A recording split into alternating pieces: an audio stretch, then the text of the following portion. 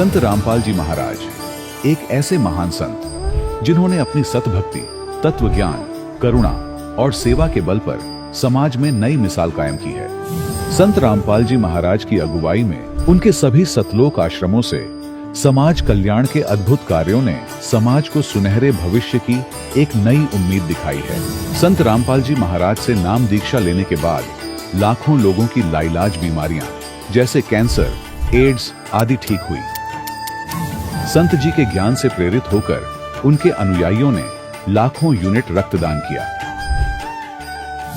संत जी ने लाखों बहन बेटियों का दहेज मुक्त विवाह करवाया।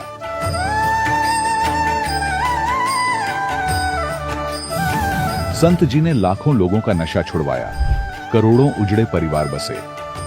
संत जी के आश्रमों में समागम के दौरान निःशुल्क नेत्र चिकित्सा, दंत चिकित्सा प्रदान की जाती है। संत रामपाल जी महाराज द्वारा समय समय पर पर्यावरण संरक्षण के उद्देश्य से बड़े स्तर पर वृक्षारोपण किया जाता है।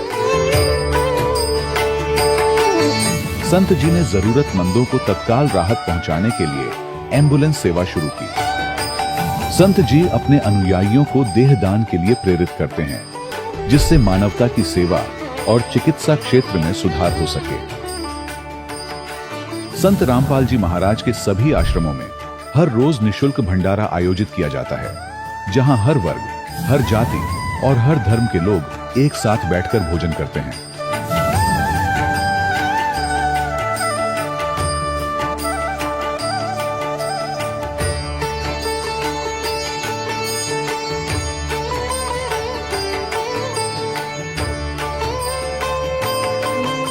संत रामपाल जी महाराज की अन्नपूर्णा मुहिम ने गरीब और बेसहारा लोगों के जीवन में एक नई ऊर्जा और उम्मीद को जन्म दिया है। घर घर खाद्य सामग्री और जरूरी मदद पहुंचाकर संत रामपाल जी महाराज ने लोगों को दुख और मजबूरी से लड़ने की ताकत प्रदान की है।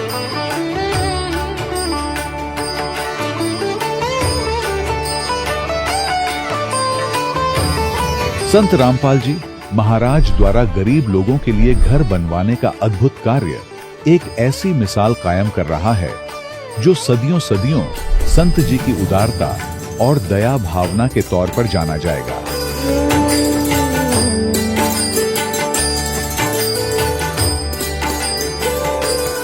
संत रामपाल जी महाराज के आश्रम में हजारों बुजुर्गों को सम्मान और प्यार के साथ जीवन जीने का अवसर मिलता है। उनके खाने, रहने और स्वास्थ्य की पूरी जिम्मेदारी संत रामपाल जी महाराज उठाते हैं। अनाथ बच्चों के लिए संत रामपाल जी महाराज के सभी आश्रम किसी वरदान से कम नहीं। यहाँ उन्हें शिक्षा, संस्कार और भविष्य के लिए बेहतर अवसर प्रदान किए जाते हैं। चाहे बाढ़ हो, भूकंप या महामारी, संत रामपाल जी महाराज और उनके अनुयायी हमेशा ही जरूरतमंदों के लिए सबसे आगे खड़े रहते हैं। कोविड महामारी के दौरान संत रामपाल जी महाराज के आश्रमों से करोड़ों लोगों के लिए भोजन, दवाइयां और जीवन रक्षक सामग्रियां उपलब्ध कराई गई। चाहे गरीब की मदद हो या किसी शोषित और पीड़ित वर्ग के हक और सम्मान की लड़ाई, संत रामपाल जी महाराज ने हमेशा ही उनकी दबी आवाज को सरकारों तक पहुंचाया है और उन्हें उचित न्याय दिलवाने में अहम भूमिका अदा की है। समाज में आध्यात्मिक और सामाजिक मूल्यों के प्रति जागरूकता लाने में संत रामपाल जी महाराज हर कदम पर मानवता के सच्चे सेवक साबित हुए हैं। संत रामपाल जी महाराज का जीवन हमें सिखाता है कि सच्ची सेवा वही है जो निस्वार्थ भाव से की जाए। आइए हम भी इस महान सेवा के कार्य में इस महान संत से जुड़ें और संत रामपाल जी महाराज से नाम दीक्षा लेकर अपने जीवन को धन्य बनाएं।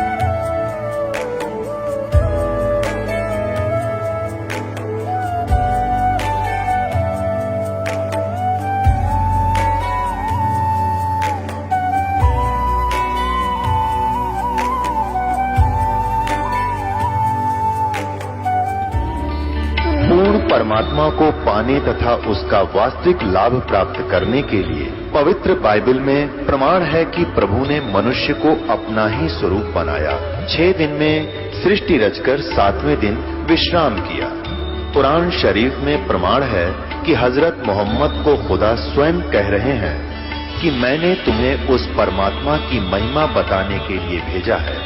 वो परमात्मा कबीर है जिसने 6 दिन में सृष्टि रची तथा 7वें दिन तख्त पर जा विराजा। उसकी खबर किसी बाखबर से पूछ कर तो देखो। कृपया अवश्य सुनिए जगत गुरु तत्वदर्शी संत रामपाल जी महाराज के अमृत वचन। सत साहिब दर्शकों, इस दुनिया में अनेकों लोग हैं जो परमात्मा के साकार होने का दावा करते हैं और कुछ ऐसे लोग भी मौजूद हैं जो भगवान के साकार होने की वास्तविकता पर सवाल उठाते हैं। जब मनुष्य को इन सवालों के जवाब नहीं मिलते हैं तब वह गुरु की तलाश करता है, लेकिन दुर्भाग्यवश अक्सर वह नकली गुरु के जाल में फंस जाता है। ऐसी ही एक कहानी है मध्य प्रदेश के रहने वाले भरत सिंह जी की, जो ब्रह्मा कुमारी पंथ के द्वारा बताई गई भक्ति साधना किया करते थे। लेकिन आज भरत सिंह जी ने ब्रह्मा कुमारी पंथ की सभी साधनाओं को छोड़कर संत रामपाल जी महाराज की शरण ग्रहण कर ली। आखिर क्यों भरत सिंह जी ने ब्रह्मा कुमारी पंथ को छोड़ा और संत रामपाल जी महाराज द्वारा बताई गई भक्ति साधना को अपनाया?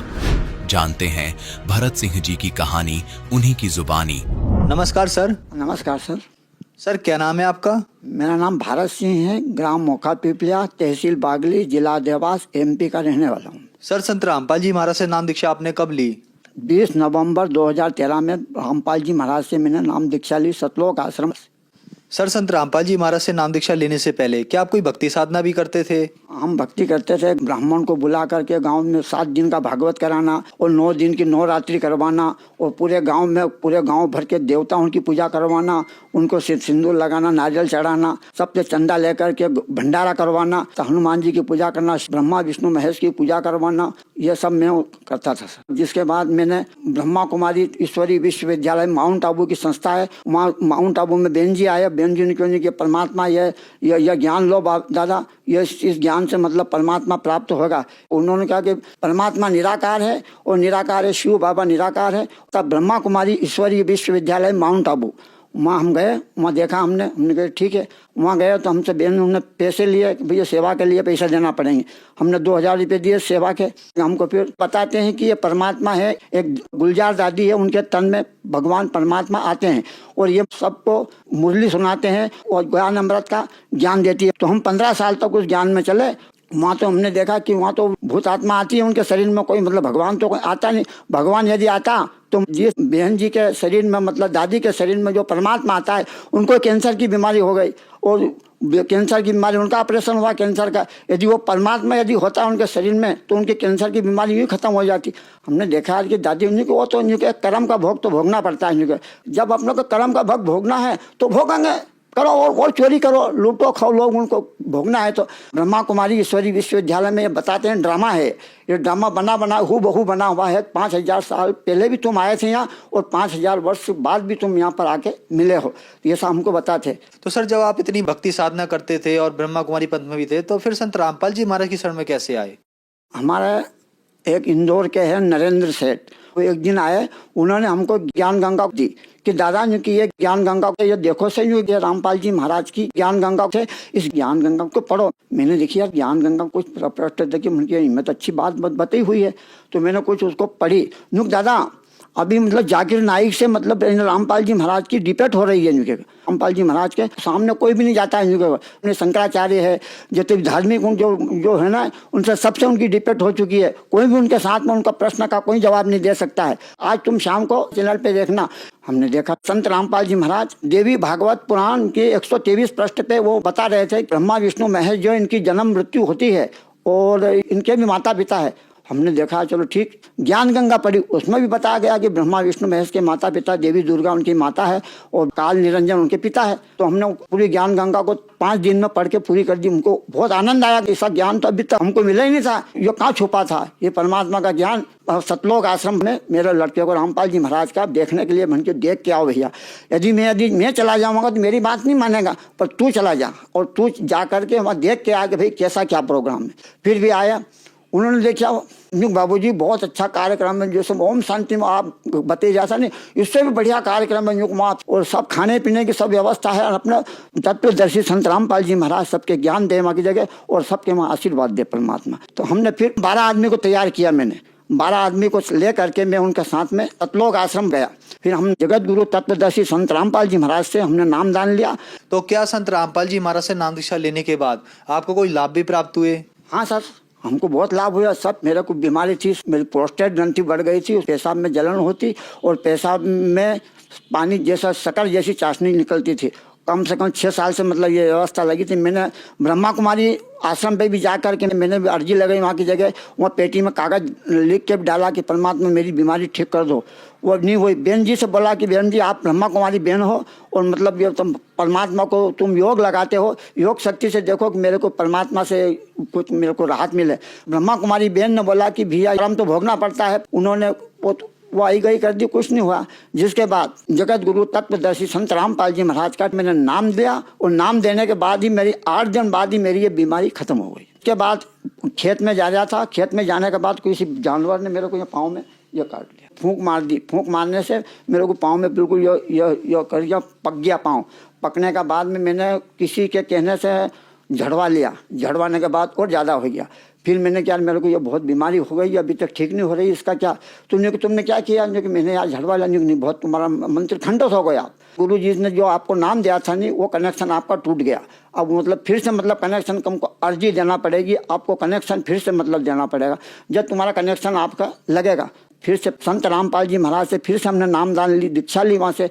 तो 2 दिन बाद तो मेरा पका हुआ था वो बिल्कुल ठीक हो गया। जिसके बाद मैं एक दिन वहाँ की जगह बैठा, वहाँ पशु उनके पानी पीने की ठेड़ है ना, उसके नीचे से नागिन निकली। उन्होंने नागिन ने मेरे पाँव में काट लगाया, 3 दांत लग गया उसे।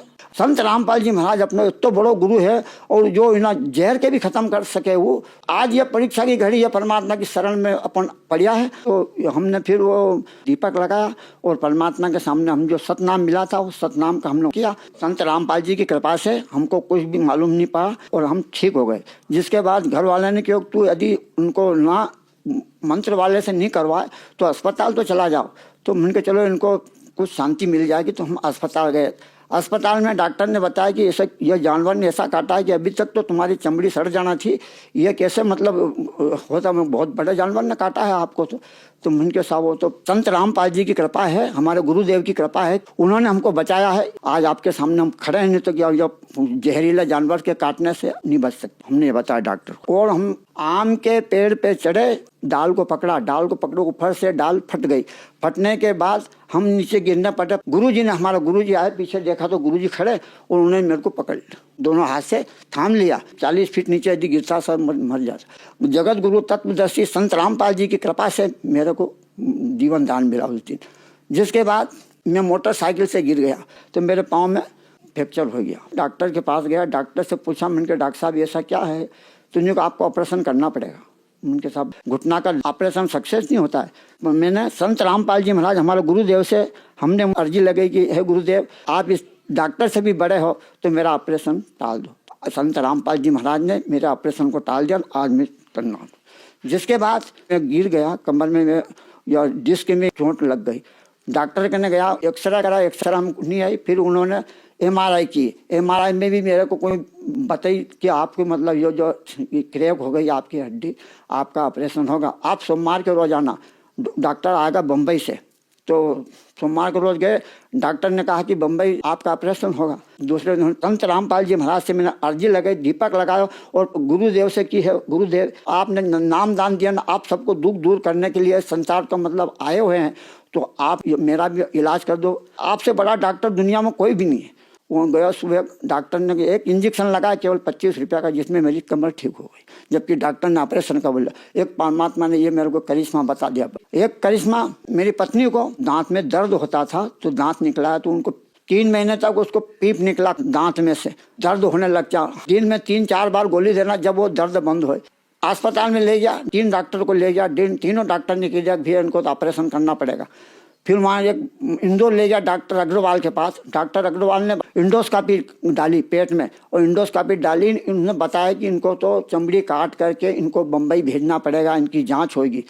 घर आए तो घर वाले ने कहा नहीं कि ऐसा नहीं है, आपने तो चमड़ी नहीं कटवाना, चमड़ी काट डाली तो ज़्यादा मतलब फैल जाएगा, नहीं करना। मैंने जगत गुरु तत्वदर्शी संत रामपाल जी महाराज से मैंने शाम के आरती करी।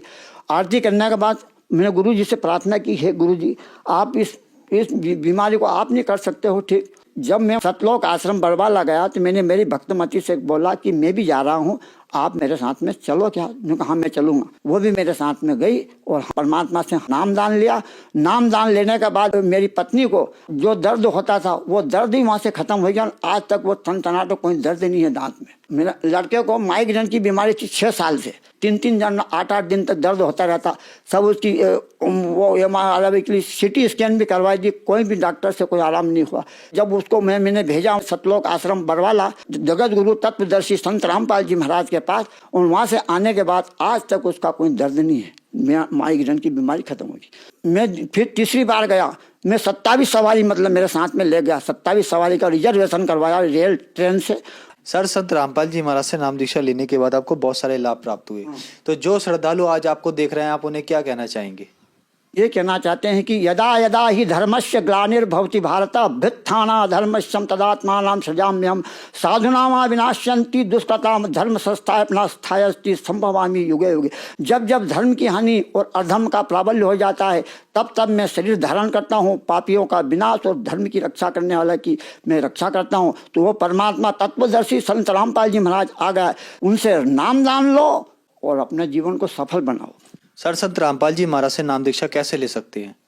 संत रामपाल जी महाराज से नामदान लेने के लिए हर गांव में आजकल परमात्मा ने आदेश दे रखा है, हर गांव में संत रामपाल जी के भक्त जाते हैं और पुस्तक सेवा करते हैं, पाम्पलेट बांटते हैं और सबको कहते हैं कि जगत गुरु तत्वदर्शी संत रामपाल जी का सत्संग है, आज आपके गांव में रखा गया है, आप सभी उस पर पधारना। वहाँ पे संत रामपाल जी महाराज से नामदान की दीक्षा भी दी जाएगी। किसी को भी लेना हो तो वो मतलब ले सकते हैं, दीक्षा लेकर के अपने जन्म को सफल बना सकते हैं। धन्यवाद सर। धन्यवाद। दर्शकों, अभी आपने सुने संत रामपाल जी महाराज से दीक्षा प्राप्त करके सुखी हुए भक्त के अनुभव। अब देखिए जगत गुरु तत्वदर्शी संत रामपाल जी महाराज के मंगल प्रवचन। जब अर्जुन ने कान पकड़ लिया जी, मैं तो घना निकम्मा आदमी था, मैं ये सोच बैठा था आज मेरी कति फड़क निकल गई, महापुरुष तो ऐसे होते हैं, मैं तो इनके चरणों की धूल भी नहीं हूं।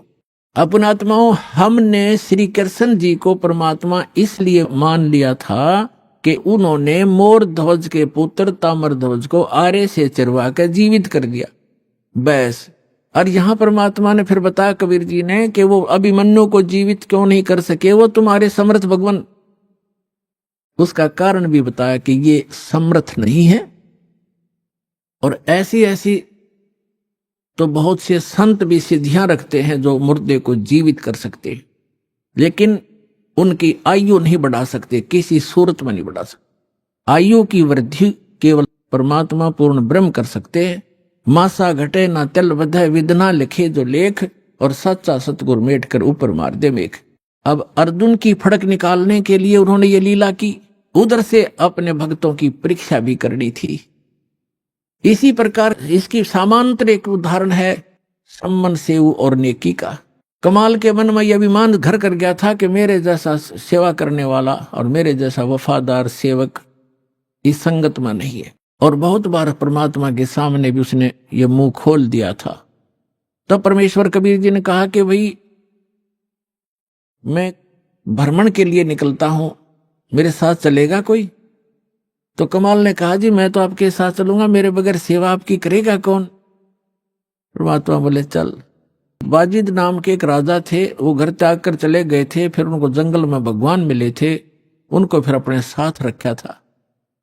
वो भी सेवक हो गए थे ज्ञान समझ के। तो वो दोनों जने बाजीद और कमाल और परमात्मा तीनों जने चल पड़े। उधर से सम्मन और नेक्की उसकी पत्नी और सेऊ उनका पुत्र। नेक्की और सम्मन जो है दोनों चूड़ी पहनाने का काम किया करते, मनियार का।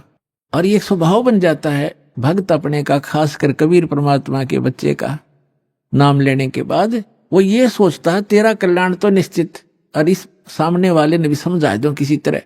तो कोई जैसे कोई मजदूर जाता है किसी सेठ के काम करता है, उसको भी कोशिश करता है इसको ज्ञान बता दूं, लेकिन वो सातवें आसमान पर होता है। उसने एक मजदूर की बात कैसे सुनावे ना सुनो, लेकिन कोशिश रहती है कि इसकी किसी प्रकार बुद्धि सेट हो जाए, इसका जीवन नाश हो रहा है। हमारे भक्त की ये चेष्टा रहती है। तो वो सम्मन और उसकी पत्नी जहां भी चूड़ी पहनाने जाते थे बहनों को, तो परमात्मा की चर्चा शुरू कर देते थे। हमारे वो गुरु जी ऐसे हैं, सिकंदर लोधी को जलन का रोग हो गया था, वो ठीक कर दिया। स्वामी रामानंद जी का कत्ल कर दिया था सिकंदर लोधी राजा, दिल्ली के बादशाह ने हमारे गुरु जी ने जीवित कर दिया उन्हीं के सामने। एक कमाल नाम का लड़का था, मरता बहता हुआ आ रहा था, हमारे गुरु जी ने वो जीवित कर दिया। हमारे गुरु जी बड़े सक्षम हैं, नाम लेने से मोक्ष हो जाता है, सदा दुख मिट जाते हैं, यहाँ भी सुख मिलते हैं।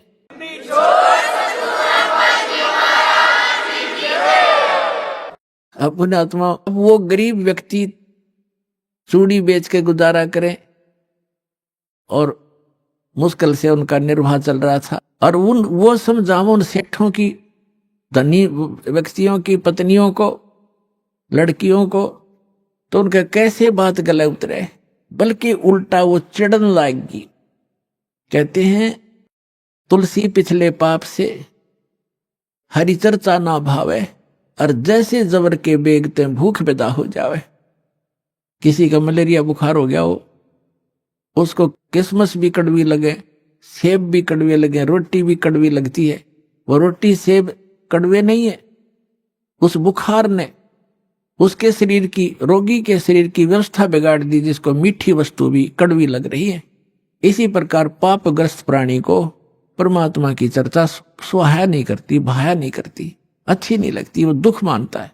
अब वो कहा करती थी कि तुम्हें तो खाने को दाने नहीं, और तुम बताओ हम तुम्हारे गुरुजी इतने सक्षम है, फलान है, चुप रहो, अपना काम करो।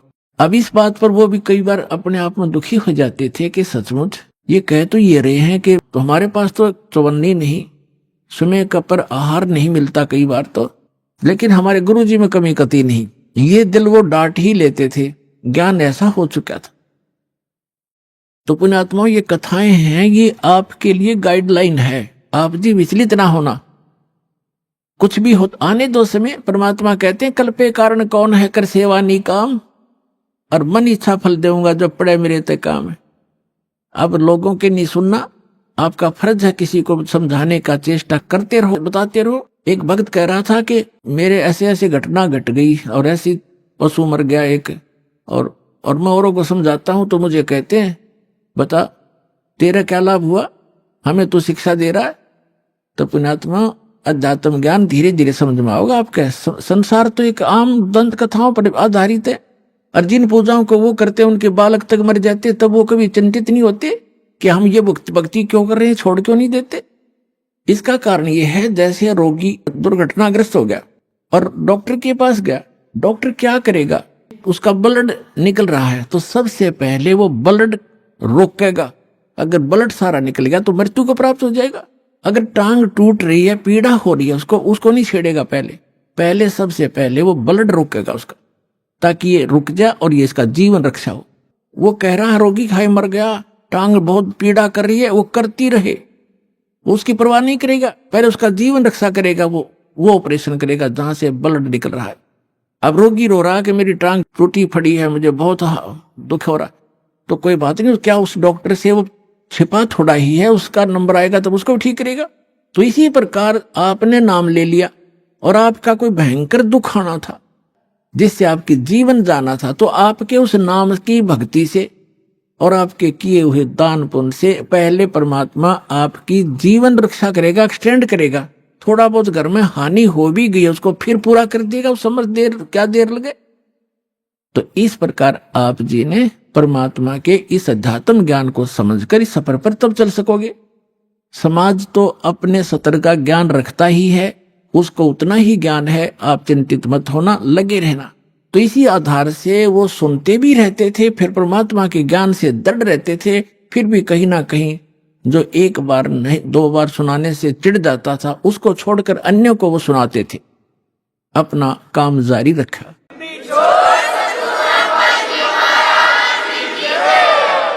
एक दिन अपने आंगन में बैठकर, गर्मियों का मौसम था, शाम के समय अपना बैठे थे तीनों, पिता पुत्र पत्नी उसकी।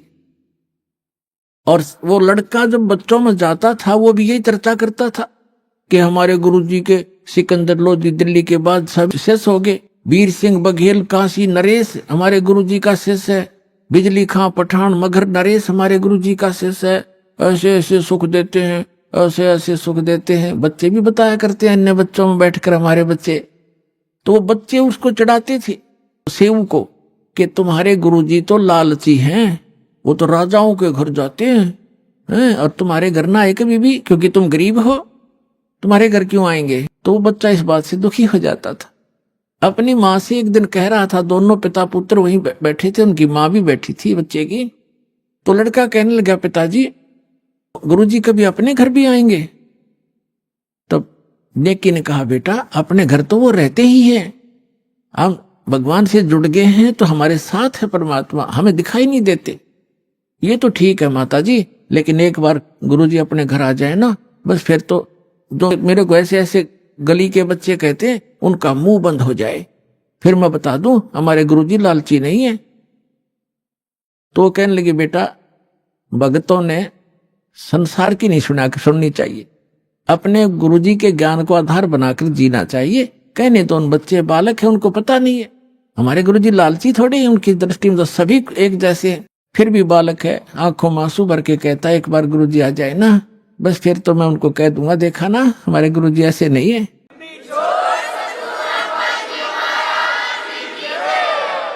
परमात्मा कहते हैं कि मेरे भगत की टेंशन मेरे से देखी नहीं जाती। अब उधर से वो चली पड़े थे, उधर से वो कह रहे थे, इतने में सामने आके दरवाजा बाहर की तरफ खड़े हो गए गेट पे और आवाज लगाई, रे सम्मन। नेकी कहने लगी, गुरुजी का आवाज नजर आती है। सम्मन कहने लगा, गुरुजी कहाँ आएंगे इतनी दूर, हम उनके पास समय कहाँ है, लाखों से उनके कहाँ जाएंगे, आपको वैसे धोखा लगा। इतने में फिर आवाज लगाई, रे सम्मन है घर पे। नेकी कहने लगी, आवाज तो गुरुजी की है। देखा में बाहर के गेट के सामने झोपड़ी बाहर की एक वैसे बना रखी थी, कच्ची ईंट, और थोड़ा सा गेट सा बना रखा था डंडों का लकड़ी का। तो देखा तीनों ने सचमुच भगवान खड़े हैं, 3 जने खड़े हैं, भाग्य आए नंगे पैरों और खड़े खड़े देख रहे हैं, जैसे स्तब्ध हो गए हो। उनको विश्वास नहीं हो रहा हो कि हम क्या देख रहे हैं आज हमारे इस घर पे, गरीब के घर पे, और परमात्मा आगे। उनकी श्रद्धा थी नारी। तब कमाल ने कहा कि गुरुजी को ऐसे खड़ा रखोगे, अंदर भी ले चलोगे, बहुत दूर से चल कर आए हैं। तब वो एकदम सपना सा टूटा, चरणों में दंडोत प्रणाम किया और बैठा दिए झोपड़ी में, थोड़े जैसे भी कपड़े थे फटे पुराने बिछाकर।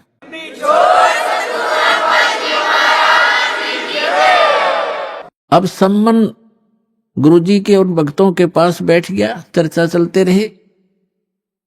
फिर कुछ देर के बाद पूछा, भगवान खाने का सुनाओ, अभी खाओगे या कुछ ठहर के। तो परमात्मा ने कहा कि भाई भूख तो लगी है बच्चा, पैदल चल कर आए, भूख लगी है, व्यवस्था कर लो। सम्मन अपनी पत्नी के पास पीछे झोपड़ी में आया, बीच में आंगन था, पीछे रहने की एक झोपड़ी थी। उसमें आकर कहा कि भोजन बनाओ गुरुजी के लिए, संतों के लिए। नेकी ने कहा कि आज हमारे घर पर आटा 100 ग्राम भी आटा नहीं है। समन ने कहा कि ला तेरा ये चीर जो बहनें रखती हैं अलग से कपड़ा, वायल, चूंदड़ी, कहने लगी ला तेरा ये चीर दे दे कपड़ा, इसको गिरवे रखाऊंगा और कुछ आटा ले आता हूँ। तब उसने कहा नेकी ने कि मैं जहां मुझे मिलने की आशा थी उन घरों में मैं मांग आई, और ये मैंने प्रार्थना भी कर दी उनसे कि मेरा ये कपड़ा एक ही है, इसको रख लो, कुछ आटा उधारा दे दो, फिर अपना चीर ले जाऊंगी और आटा दे जाऊंगी। तो उन्होंने कहा कि ये फटा हुआ है एक स्थान से, इस कारण से किसी ने इसके बदले में आटा भी नहीं दिया। अब कलेजा पकड़ कर बैठ गया सम्मन, हे भगवान, पहली बार तो गुरुजी आए, मैं कैसा नीच हूं, कैसा दुर्भाग्य हूं। ज्ञान से पता ही उसको लग गया था कि जिसने पूर्व जन्म में पुण्य नहीं कर रखे, जो दान नहीं कर रखा, दान करने वाले को ही धन मिला हुआ होता है। आज जो दान कर रहे हैं उनको आगे धन ही मिलता है। तो वो इस बात से बड़ा चिंतित था, मैं कितना नीच रहा हूं, पिछले जन्म में दान किया नहीं, अब दान योग्य मेरे पास कुछ है नहीं, पिछले जन्म का ऐसा कर्महीन इंसान रहा हूं मैं, आज मैं अपने गुरुजी को भोजन नहीं करा सकता, संतों भूखे जाएंगे मेरे द्वार से। आंखों में आंसू आ गए बुरी तरह। तब नेकी ने कहा कि आप ऐसा करो, चिंता मत करो, कोई यत्न बनाओ, आप रात्रि में चोरी कर लाना और गुरुजी से कह दो भगवान सुबह भोजन कराएंगे। अंतर्यामी सब जान जाते हैं। तो समन ने कहा कि सुबह कहां से लाएंगे, सुबह की कैसे कहूं। तो नेकी ने कहा कि रात्रि में चोरी कर लाओ तुम। अब उसी समय सेऊ कहने लगे, अब लड़का रोज सुना करता माता पिता के मुख से बेटा भूखा रह जावे, पर चोरी नहीं करनी चाहिए। चोरी करने वाला व्यक्ति कभी भी सक्सेस नहीं होता, उसका नाश होया करता है, महाअपराधी व्यक्ति होता है। तो सेऊ कहने लगा कि माता, गुरुजी रोज सत्संग में सुनाते हैं चोरी नहीं करनी चाहिए, और आज मैं आपके मुख से सुन रहा हूं कि चोरी कर ले हम, इससे अच्छा तो हम मर जाएं, वो अच्छा है, भूखे मर जाएंगे, गुरुजी से हाथ जोड़ लेंगे। तब नेकी ने कहा बेटा बात सुन पुत्र, तेरी बात बिल्कुल सही है, चोरी करने वाले का नाश होता ही होता है, विनाश होता है। लेकिन पुत्र, हमने इस नगरी में कुछ समय व्यतीत किया है और यहाँ का अन्न पानी हमने खा रखा है। ये बालक हैं नगरी वाले, जानबूझ कर आटा नहीं दे रहे, न 2 किलो आटा, कोई 3 किलो आटा दुबर होता है। इतने बड़े अरे सेठ हैं ये सारे, पैसे वाले हैं। लेकिन आज ये क्या कह रहे हैं कि तुम रोज डींग मारा करते, बड़ाई करते थे, हमारे गुरुजी ये कर देते, हमारे गुरुजी ये कर देते। आज तुम्हारे गुरुजी पे घर भरवा लो तुम, आज तुम मांगते क्यों फिरते हो, तुम्हारे घर भर देगा भगवान तुम्हारा। इस कारण से भी वो हमें कुछ भी सहयोग देने को तैयार नहीं बेटा। और जय परमात्मा यहां से निराहार चले गए, आग लग जाएगी इस नगरी में। अब तू सोच ले, या नगरी बचानी है या नहीं। तब सेव कहने लगा, मां आप जो कहोगे वही करेंगे। और बेटा 3 शेर लाना चोरी करके, हम नहीं खाएंगे, गुरुजी बच्चों भगवानों को खिला देंगे, तो यह नगरी बसी रह जाएगी।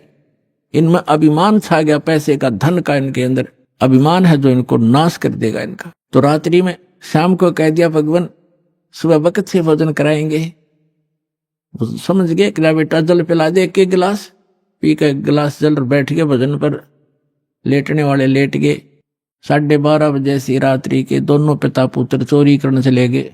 एक लाला जी के घर में पहले कच्ची ईंटों का, मिट्टी के महल मकान होते थे, या छोटी ईंटें होती थी बिल्कुल छोटी छोटी, तो कच्ची ईंटों का वो मकान था, उसमें सुराग कर लिया, ऐसा अंदर प्रवेश कर जा, ऐसे घिसट के। तो सम्मन ने कहा कि बेटा तू बाहर रहना, मैं अंदर जाता हूं, और यदि लाला जी जाग जावे मैं आटा बांध के कपड़े में और बाहर फेंक दूंगा, तू लेके भाग जाना। तब सेऊ ने कहा पिताजी अंदर मैं जाऊंगा, और यदि लाला जी सेठ उठ गए, जाग गए, तो मुझे पकड़ भी लेंगे, तो मैं बालक करके मुझे माफ कर देगा राजा, और नहीं ये राजा चोरों को माफ नहीं करता, फांसी देता है। और पिताजी आप तो बड़े हो, आपको क्षमा नहीं करेगा। तब सम्मन ने कहा बेटा अगर तेरे को फांसी दे दी तो मैं क्या करूंगा, जी कर, मेरा कहाँ ठिकाना होगा। तब सेव ने कहा नहीं पिताजी ये मेरी अर्ज मानो, और मैं फिर भी बालक हूं, मुझे क्षमा हो जाएगी, मैं जाता हूं। यूं कहकर वो घुस गया। तब सम्मन ने कहा बेटा 3 शेर से ज्यादा नहीं लाना। अब जो ही उसने अंदाजा सा आटा निकाला, अपने फटे पुराने कपड़े में बांधा, चलने लगा, तो एक तराजू रखी थी तखड़ी, उस पर पैर रख गया, आवाज होगी जोर से, लाला उठ गए और चोर चोर करके जो ही सेव निकलने की चेष्टा कर रहा था उसका पैर पकड़कर घसीट लिया वापस, और उसने आटा बाहर फेंक दिया। पिताजी आप ले जाओ, मुझे बनिए ने पकड़ दिया। अब वो आटा लेकर भाग गया। उधर से लाला जी ने उसको बांध दिया रस्सी से, थाम के खंबे के अंदर मकान के, और पूछा कौन है तू, किसका है? उसने सच्ची बता दी, मैं ऐसे सम्मन मनियार का लड़का हूं, सेऊ मेरा नाम है। और कहा कि लाला जी इतना गुस्सा क्यों हो रहा, 3 सेर आटा लिया हमने, हमारे घर हमारे गुरुजी आए थे, उनको भोजन कराना अनिवार्य था, हमारे घर पर था नहीं, इतनी सी बात, हम चोर नहीं है। अच्छा वो तुम्हारे गुरुजी आए हैं, ठीक है, अब समझ गया मैं, वो चोरी कराने आते हैं, वो इसीलिए आते तुमसे चोरी कराते हैं और बात बनाते हो बड़ी बड़ी। अब सेऊ ने सोचा या और बात बिगड़गी, अब गुरुजी को और सदा दिवा होगा ये, राजा से कहकर उधर से आटा लेकर पहुंचा।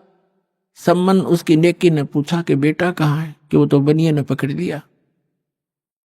अब नेकी के मन में कैसी प्रेरणा आई कि ये तो बात बिगड़गी, लड़का पहचान में आवेगा और पुलिस वाले हमारे घर आएंगे, अभी आ लेंगे घंटे भीतर, और गुरुजी को पकड़ेंगे और कहेंगे कि ये कराता है चोरी, ये कराता है, ये कभी चोरी नहीं करते थे, आज ये आया है तो इसने चोरी कराई है, और गुरुजी को दंडित करवाएगा सेठ। तो नेकी ने जैसे उनकी बुद्धि ने काम किया कि आप जाओ लड़के का सिर काट लो किसी प्रकार बुला बुलू के, और बाहर सिर निकलवा लेना, और सेठ से कहना कि छोड़ना मत, रस्सा बांधे रख, 2 बात बतलानी है। और लड़के की शीश ने काट लिया, और फिर सेठ उसको घर नहीं रखेगा, वो अपनी जान बचाएगा, 302 के मुकदमे से बचेगा, और वो इसको कहीं और डालेगा, फिर तुम 100 उठा लाना। अब सम्मन दे के इतना बड़ा छुरा और चल पड़ा, और जाके कहा कि सेऊ बेटा 2 बात करनी, कल तो आप शायद मारे जाओगे बेटा, और हम 2 बात बताना चाहता हूं तेरे कान में। तो सेऊ ने कहा लाला जी से कि सेठ जी मुझे कुछ 2 बात करनी मेरे पिताजी से, बाहर मेरा बाप खड़ा है, मुझे 2 बात कर लेने दे। वो कहने लगा नहीं नहीं, तू भागने की चेष्टा करता है कि नहीं, रस्सा ढीला कर दे पैर का, बांधे रख मजबूती से, इतना मैं शीश निकाल कर बात कर रहा हूं। अब सेठ ने सोचा कि ज्यादा चोरी तो कुछ की नहीं है, थोड़ा सा ढीला कर दिया, रस्सा थाम के बांधे रखा। तो सम्मन था, बाप का हाथ नहीं चला बेटे का सिर काटने, पीछे को हाथ करके, और ऐसे स्तब्ध हो गया, ना हाथ आगे हो, काटने की हिम्मत नहीं पड़ रही थी। तब सेऊ ने कहा पिताजी बात सुन, यदि आप मेरे पिता हो, मैं आपका अंश हूं, तो आज मेरी बात को मानना पड़ेगा, नहीं तो मैं आपका बेटा नहीं हूं, किसी गैर की संतान हूं। आज मेरा सिर काट दे पिताजी, ना गुरुजी का कोई ठिकाना नहीं है आज। इतनी बात सुनते ही सम्मन ने एकदम मारी वो तलवार, और लड़के की गर्दन काट के बालों से पकड़ कर लेकर चल पड़ा। अब सेठ को पता चला ये तो नाश हो गया, बात बिगड़ गई, ये 302 का मुकदमा 13 लगेगा। उसने उस लड़के को घसीट कर दूर बनी में जाकर, एक पजावा था, पजावा जैसे बदानी भट्ठे होते, उनके खड्डों में गिराया, और जो सुराख बनाया था उसको बना के वैसा ही लीप लाप कर रेत रात मार के ऐसा कर दिया जैसे कुछ हुआ नहीं यहाँ पर। अब नेकी ने कहा कि अब ऐसे कर, इस सिर को रख दे यहाँ अलमारी के अंदर छुपा के, और वापस जाओ, लड़के के चिन्ह पावेंगे, घसीटा हुआ लेकर जाएगा सेठ, कहीं डाल के आया होगा, वहां से भी उठा लाओ, क्योंकि मर्डर कहीं पता लग गया तो फिर सारा बात फैल जाएगी और पहचान होगी। अब सेऊ कुछ देर आया, फिर वापस गया, इसमें काफी घंटा सारा लग गया। इतने में सेठ अपना उसको डाल के सारा काम करके आराम से बैठ गया। वहां जाकर देखा जहां उसके निशान जा रहे थे घसीट के, उन चिन्हों के साथ साथ जाकर बच्चे को उठा कर लाके और अंदर के कोठे में डालकर कपड़े बोरी बारी से ढक दिया कि गुरुजी चले जाएंगे, उसके बाद बच्चे का अंतिम संस्कार कर देंगे। अब उधर से भोजन बढ़ाया, लड़का कटा पड़ा है, इकलौता पुत्र की गर्दन कटी पड़ी है, वो कत्ल हुआ पड़ा है, और माँ रोटी बना रही है गुरुजी के लिए। भोजन बना के और कहा सम्मन से कि बुलाओ महात्मा जी को, गुरुजी को जल्दी भोजन करा देंगे, फिर ये प्रस्थान कर जाएंगे वक्त से। सुबह 5 बजे भोजन करा दिया, 4:30 बजे बना दिया। महात्मा जी उठे, सबने, परमात्मा उठे, उनके 3 पात्रों में, 3 दोनों में भोजन डाल दिया सारा जितना बना रखा था। परमात्मा ने कहा भाई ऐसे करो, इसको 6 दोनों में डालो, 3 तुम हो 3 हम हैं। तो समन ने कहा महाराज जी हम तो फिर खा लेंगे, आप खाओ। नहीं, परमात्मा बोले प्रसाद बनाएंगे भाई प्रेम, और सब खाओगे, बैठ जाओ। अब वो दोनों बैठ गए, उन्हें 5 पात्रों में कर दिया उसको। परमात्मा ने कहा 6 में कर भाई। अब वो 6 में कर दिया, 5 बैठ गए खाने के लिए अपने अपने सामने रख के। और यूं नहीं बताना चाहते कि लड़का ऐसे हो गया। अब वो ये सोच रहे थे गुरुजी पूछेंगे तो बतावांगे, हम जिक्र भी नहीं करना चाहते, और पूछेंगे तो कह देंगे जी कहीं खेलने चला गया होगा। वो तो अंतर्यामी थे, कहाँ पूछना था उन्होंने। तब कहा कि आओ सेऊ जीम लो ये प्रसाद प्रेम, बेटा शीश कटते हैं चोरों के और सादा को नितक सेम। कहते हैं सेऊ धड़ पे शीश चढ़ा, वो बैठा पंगत मां और नई निशानी गर्दन कहियो ओ सेऊ उकना। बोलो सतगुरुदेव।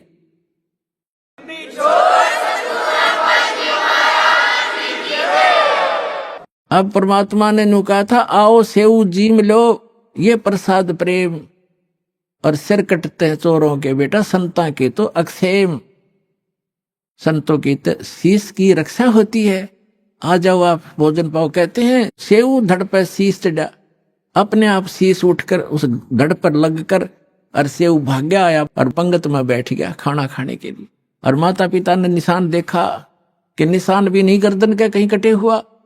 अंदर उठकर जाकर देखा वो शव नहीं, वो शीश नहीं, वहां रकत के कुछ धब्बे जरूर पड़े हैं। तो पुण्यात्माओं, यदि भगवान की ही अब तुलना करना चाहते हो, पहचान करना चाहते हो, श्री कृष्ण जी को आपने ताम्र ध्वज के जीवित कर देने मात्र से उनको भगवान मान लिया, तो कबीर भगवान के ये लक्षण उसके समांतर समझना। और देखो जैसे कमाल था, उसका जीवन शेष नहीं था और परमात्मा ने उसकी एक्सटेंशन आयु कर दी। अब उस दिन कमाल के हृदय में धक धक हुई और चरण पकड़ दिए ने बोले भगवान। परमात्मा ने कहा तू कह रहा था ना मेरे जैसा कोई सेवक नहीं, तूने सेवक तो देखे नहीं थे बेटा। कमाल भी स्तब्ध हो गया, नु कहने लगा भगवान सचमुच मैं तो इनके चरणों की धूल भी नहीं था।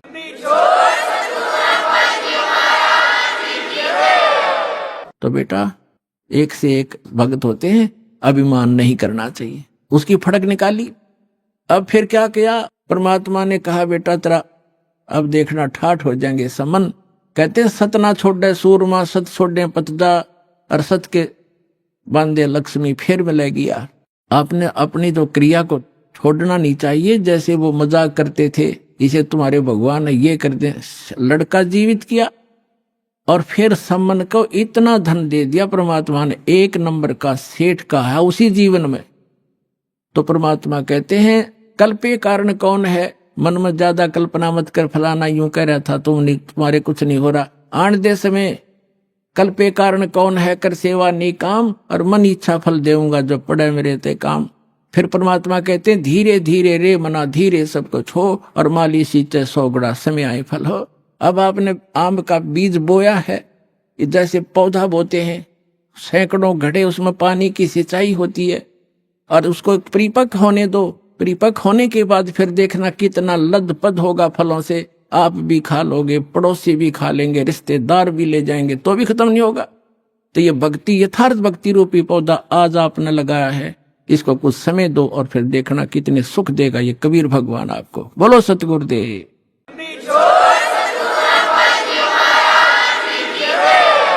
तो पुण्यात्मा इस सत भक्ति के करने से आपको यहां भी सहायता मिलेगी और उस स्थान पर चले जाओगे जहां कोई दुख नहीं। अपनी भक्ति करो, औरों को समझाओ और बार बार सतलोक आश्रम आओ। बोलो सतगुरुदेव।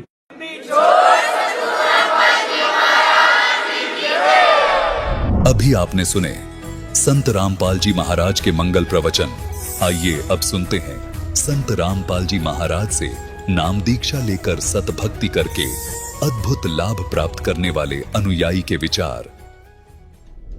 दर्शकों, प्रेत बाधा एक ऐसी समस्या है जिसे किसी और को बताना बहुत मुश्किल होता है, क्योंकि अक्सर लोग ऐसी बातों पर विश्वास नहीं करते। लेकिन सच ये है कि अनेकों ऐसे घर हैं जो प्रेत बाधा से जूझ रहे हैं। उसमें उसमें से एक घर था झारखंड की निवासी पुष्पा जी का। पुष्पा जी ने प्रेत बाधा से छुटकारा पाने के लिए अनेक प्रयत्न किए। वे तांत्रिकों और ओझाओं के पास भी गईं, लेकिन इसके बावजूद उन्हें कोई राहत नहीं मिली। फिर एक दिन एक प्रेत ने ही पुष्पा जी को बताया कि पुष्पा, तू हरियाणा जा, वहां एक पूर्ण संत हैं, वही तेरा समाधान करेंगे। तो आइए जानते हैं कि क्या पुष्पा जी को वह पूर्ण संत मिल गया। सुनते हैं पुष्पा जी की कहानी उन्हीं की जुबानी। नमस्कार जी। नमस्कार सर। क्या नाम है जी आपका? पुष्पा सिंह, कहाँ से हैं आप?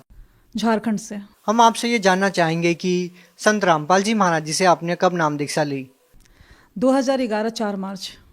संत रामपाल जी महाराज से नाम दीक्षा लेने से पहले क्या आप कोई भक्ति साधना करते थे? हाँ जी, करते थे। हिंदू मुताबिक में जो देवी देवता का भक्ति करते थे उसी के अनुसार हम चल रहे थे, पर कोई लाभ नहीं मिल रहा था। क्या भक्ति साधनाएं करते थे आप? देवी देवता की भक्ति, जैसे शंकर भगवान, हनुमान जी। व्रत वगैरह करते थे? हाँ, किया करते थे, जैसे हमारे घर में बताया करते थे तो किया करते थे। आपसे ये जानना चाहेंगे कि फिर आपने संत रामपाल जी महाराज जी से नाम दीक्षा क्यों ली? क्या कारण हुआ कि आपको संत रामपाल जी महाराज जी से नाम दीक्षा लेनी पड़ी? इसके पीछे एक कारण है सर कि अचानक 2010 में मेरी तबीयत काफ़ी बुरी तरह से ख़राब हो चुकी थी, जिसके वजह से हमारे ऊपर काफ़ी अचानक 2010 में मई में मेरी तबीयत काफ़ी ख़राब हो गई। रात 12 बज रहे थे, अचानक मेरा हालत एकदम बिगड़ गया। जीभ काफ़ी लंबे लंबे निकलने लगे और बाल ऑटोमेटिक खुल जाया करता था और आंख घूमने लगते थे। तो मेरे हस्बैंड सोचे कि क्या हो गया अचानक, इसका माइंड क्या हो गया। उसके बाद दूसरे दिन हुआ तो लोग जो वहाँ पर जो हम जिस फ्लैट में रहते थे वहाँ के जो मेंबर थे एक तो बताएं कैसे उसके ऊपरी बाधा है, जिसके वजह से फिर जाकर वहाँ से जो तांत्रिक होते हैं मुस्लिम धर्म के उनको बुलाया गया, तो वो कुछ भी नहीं कर सका। यहाँ तक कि जो हनुमान जी को लोग बोलते हैं कि हनुमान चालीसा पढ़ने से भूत प्रेत भाग जाते हैं, ऐसा कुछ नहीं है, क्योंकि हमें पता है कि जब मेरे पास भूत प्रेत का बाधा होता था तो हनुमान जी को लोग पूरा जो पुस्तक था वो मेरे हाथों में दे दिया। हम हनुमान जी का पुस्तक हाथों से पढ़ा करते थे पर कुछ होता नहीं था, और मेरा पूरा सर एकदम, आँख पूरा घूमने लगता था, बाल पूरा एकदम ऑटोमेटिक खुल जाता था। तो मेरे घर के सारे लोग बहुत काफ़ी परेशान थे, एकदम काफ़ी निराश हो गए, जिसके वजह से काफ़ी उन लोग को मतलब दुखों का सामना करना पड़ा। मेरे माँ पिताजी काफ़ी रो रहे थे क्योंकि उस घर की सबसे बड़ी बेटी थे, तो जिसके वजह से वो लोग काफ़ी दिखाने का कोशिश किए, पर कुछ दिन तक ठीक रहता था, पर ऐसा कुछ नहीं हुआ। जब वहाँ हजारीबाग में ठीक नहीं हुआ तो फिर मेरा गांव पड़ता है आरा जिला, वहाँ पर भी लोग दिखाएं किसी न किसी मतलब तांत्रिक से, देवी देवता से, मंदिरों में हनुमान जी, काली जी का सब जगह गए, पर वहाँ भी कुछ ऐसा निवारण नहीं हो सका। उसके बाद फिर वहाँ से वापस आए तो हमारे घर मैके जमशेदपुर पड़ता है, वहाँ पर भी गए, तो नवरात्र सब मेरी मम्मी लोग की थी, पर ऐसा कुछ होता नहीं था। मेरा ऑटोमेटिक नवरात्र के ही दिन में मेरे पूरे मतलब 9-10 भूत प्रेत का बाधा ऐसा लग रहा था। फिर मेरी मम्मी बहुत घबराई, फिर एक मुस्लिम धर्म के तांत्रिक के पास लेकर गई, जिससे पता चला कि मेरे अंदर 7-8-10 भूत थे।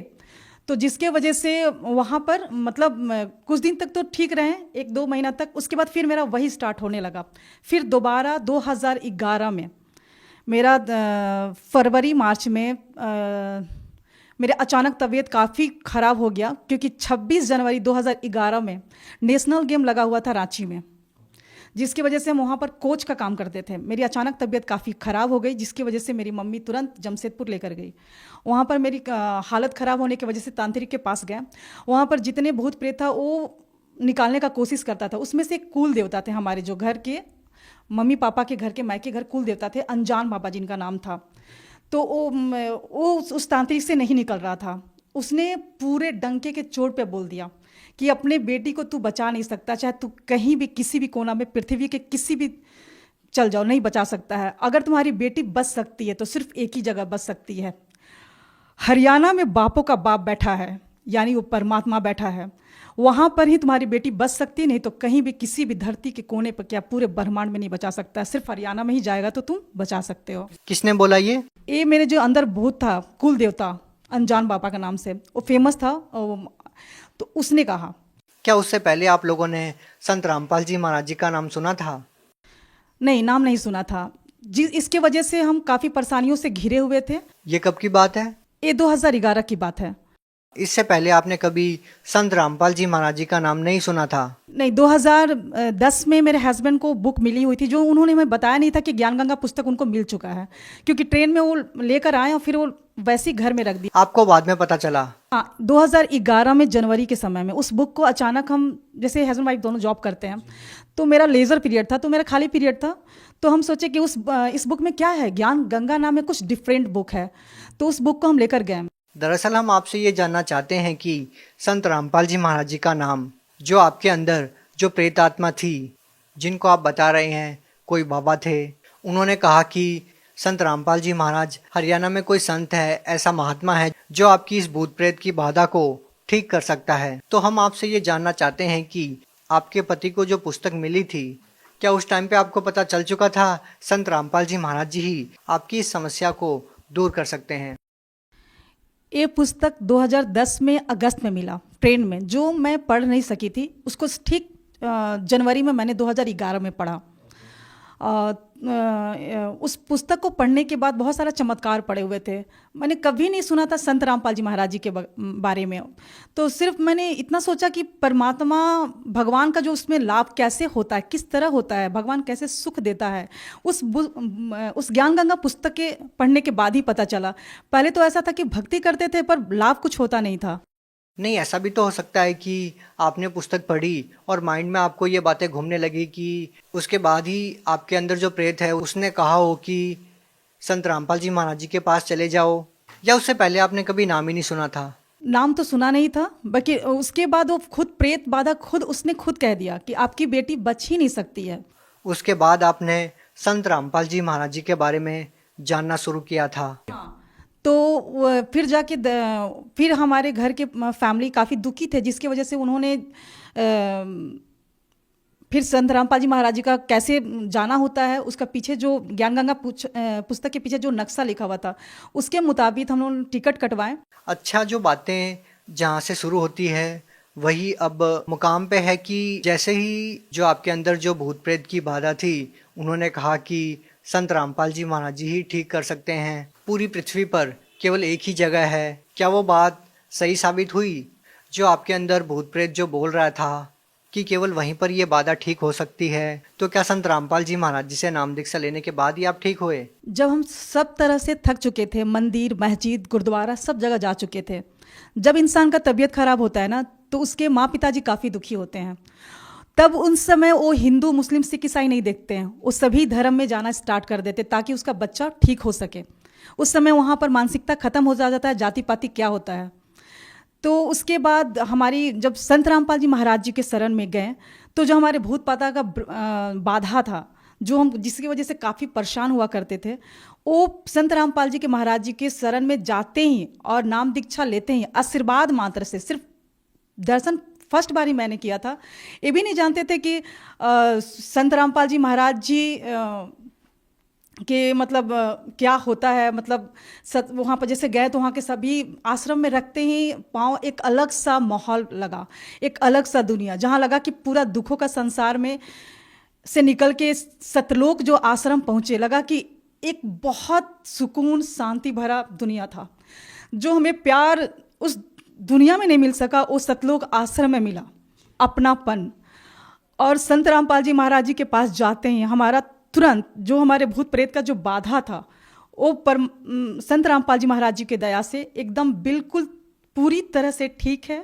और जो छोटी मोटी हमारी जो बीमारियां थी, बहुत सारी बीमारियां थी छोटी मोटी, वो तो परमात्मा ने उसी समय हमारे जो उनके मंत्र जो देते हैं संत रामपाल जी महाराज जी, उसमें इतनी पावर है, इतनी शक्ति है। उस मंत्र को करते करते में जो हमारी छोटी मोटी जो भी बीमारियां थी या जो भी थी, माइग्रेन थे, उस सारे परमात्मा के उस मंत्र के करने से ही हो गए समाप्त। तो आपकी जो इतनी बड़ी समस्या थी वो संत रामपाल जी महाराज जी से नाम दीक्षा लेने के बाद ठीक हो गई। इसके अलावा संत रामपाल जी महाराज जी से नाम दीक्षा लेने के बाद आपको कोई लाभ मिला हो? ऐसे तो संत रामपाल जी महाराज से जुड़ने के बाद भगवान क्या होता है, कैसे सुख देता है, ये संत रामपाल जी महाराज जी के शरण में ही आने से पता चला। जैसे सभी संत कहा करते थे कि सबका मालिक एक है, और कहीं कहीं पढ़ा भी करते थे, किसी मंदिर में या ट्रक के पीछे पढ़ा करते थे कि सबका मालिक एक है, पर किसी ने उसका नाम नहीं बताया कि वो मालिक है कौन। संत रामपाल जी महाराज जी विथ प्रूफ के साथ ये साबित करते हैं कि वह पूर्ण परमात्मा, सबका मालिक एक है, जिसका नाम कबीर है। तो वो पूरे सभी धर्मों से रिलेटेड जितने बुक है, गुरु ग्रंथ साहिब, गीता, बाइबल, वेद, उस सबसे निकाल के पूरा प्रूफ के साथ वो साबित किए हैं कि सुप्रीम परमात्मा सिर्फ कबीर परमेश्वर है। उसकी भक्ति करने से ही संपूर्ण लाभ मिलता है। आपसे एक बात और जानना चाहेंगे कि संत रामपाल जी महाराज जी जो भक्ति साधना आप लोगों को बता रहे हैं, ये भक्ति साधना पूरे विश्व में कोई नहीं बता रहा है, तो ऐसा कैसे संभव हो सकता है कि संत रामपाल जी महाराज जी ही, आप कहते हैं कि केवल वही शास्त्रों के अनुसार भक्ति बता रहे हैं, बाकी अन्य जो संत है वो नहीं बताते? सर, संत रामपाल जी सभी संतों से एकदम अलग हैं, क्योंकि संत रामपाल जी जो ज्ञान बताते हैं, एक टीचर होता है तो अपने बच्चों को सिलेबस के अनुसार ही पढ़ाता है। तो क्या आज तक जो भी लोग साधना कर रहे हैं वो सिलेबस के अनुसार नहीं कर रहे हैं? ये कैसे संभव हो सकता है? सर, बिल्कुल नहीं कर रहे हैं। तो आपको वो कौन सी साधनाएं ऐसी लग रही है जो लोग करते हैं जो शास्त्रों के विपरीत है? सर, कहना चाह रहे हैं कि जो भक्ति होता है जिससे लाभ हो सके, हमारे संकटों का निवारण हो सके, आपत्तियां टल सके, इंसान इसीलिए भक्ति करता है, सुख की खोज के लिए, शांति के लिए, मानसिक के लिए या शारीरिक सुख के लिए। पर जो वो भक्ति है, उस भक्ति में अगर किसी को शारीरिक कष्ट है, मानसिक कष्ट है, किसी को आर्थिक कष्ट है, जो संपूर्ण लाभ मिलना चाहिए भक्ति से, वो मिल नहीं पाता है। इसलिए आप कह रहे हैं कि वो शास्त्रों के विरुद्ध भक्ति है। एक प्रमाण तो ये। हाँ, वो शास्त्र विरुद्ध भक्ति है। और संत रामपाल जी महाराज जी पूरे पृथ्वी पर सिर्फ एक ही संत रामपाल जी महाराज जी हैं जो पूरे शास्त्रों के अनुकूल भक्ति बताते। मेरा सवाल ये था कि आपको ऐसी कौन सी वो बातें लग रही हैं कि ये शास्त्रों के विरुद्ध है, जो क्रियाएं आपको लगती है आम समाज में, और आप जो क्रियाएं कर रहे हैं वो शास्त्रों के अनुसार है, ऐसा क्या डिफरेंस आपको लगा? सर, शास्त्र विरुद्ध भक्ति में ये है कि जो गीता में मना किया गया है कि व्रत नहीं करना है, फिर भी लोग करते हैं, श्राद्ध नहीं निकालना है, फिर भी लोग करते हैं। और संत रामपाल जी महाराज जी के अनुयायी ना जो शास्त्रों में लिखा हुआ है, जो संत रामपाल जी महाराज जी शास्त्रों के अनुकूल भक्ति करवाते हैं, उसमें ना वो व्रत करते हैं, ना श्राद्ध निकालते हैं, और बहुत प्रकार का बुराइयां उनके आशीर्वाद मंत्र से ही समाप्त हो जाते हैं। भगत समाज को क्या संदेश देना चाहेंगे? भगत समाज को संदेश तो नहीं दे सकते हैं, सिर्फ प्रार्थना कर सकते हैं कि पृथ्वी पर परमात्मा संत रामपाल जी महाराज जी के रूप में आए हुए हैं हरियाणा में। जल्द से जल्द आइए और नाम दीक्षा लीजिए और अपना आत्मा का कल्याण करवाइए। कुछ और कहना चाहेंगे संत रामपाल जी महाराज जी के बारे में? संत रामपाल जी महाराज जी वो संत हैं जो, एक बेटी होती है तो बहुत लोग दुखी हो जाते हैं, तो संत रामपाल जी महाराज जी के अनुयायी ना दहेज लेते हैं ना दहेज देते हैं। संत रामपाल जी के महाराज जी के विचारधारा से जो उनके अनुयायी दहेज ना लेते हैं ना देते हैं, वो काफ़ी खुश है, क्योंकि उसमें 1 रुपया भी दहेज ना लिया जाता है ना दिया जाता है। इसीलिए आज एक बेटी माँ बाप के लिए बोझ नहीं है। जो सरकार नहीं कर पा रही, वो संत रामपाल जी महाराज जी अपने सत्संग के माध्यम से, अपने विचारधारा के माध्यम से समाज में जो फैली हुई बुराई है, नशा, दहेज प्रथा और अनेकों बुराइयां जो होती है, वो संत रामपाल जी महाराज जी दूर कर रहे हैं। आपके परिवार में और कौन जुड़ा हुआ है? हमारे परिवार में हमारे हस्बैंड और बेटा बेटी। क्या कोई आपके परिवार में ऐसा सदस्य है जो पहले नशा करता हो और संत रामपाल जी महाराज जी से नाम दीक्षा लेने के बाद वो नशा नहीं करता? हाँ सर, हमारे हस्बैंड नशा करते थे, पर वो संत रामपाल जी महाराज जी के शरण में जाते ही सिर्फ फर्स्ट डे, जिस दिन हम फर्स्ट दिन नाम दीक्षा लिए, उसी दिन संत रामपाल जी महाराज जी के आशीर्वाद से ही बस एक क्षण में वो नशा समाप्त हो गया। कभी कभार भी नहीं करते? नहीं, कभी नहीं करते, ना उनका इच्छा करती है। आप एजुकेटेड हैं, आप क्या मानते हैं कि एक संत के आशीर्वाद से, केवल उनके वचनों से ही कोई व्यक्ति कैसे नशा छोड़ सकता है? सर, संत रामपाल जी महाराज जी के वचनों में शक्ति है। जो पूर्ण संत अगर धरती पे तत्वदर्शी संत के रूप में परमात्मा ही उतर सकता है, उसके शब्दों शक्ति में काफ़ी शक्ति होती है। तो उनके सिर्फ आशीर्वाद मात्र से ही तुरंत वो नशा समाप्त हो गया, और उस दिन के बाद से वो कभी नशा किसी ने नहीं किया है। बहुत बहुत धन्यवाद। सत साहिब जी।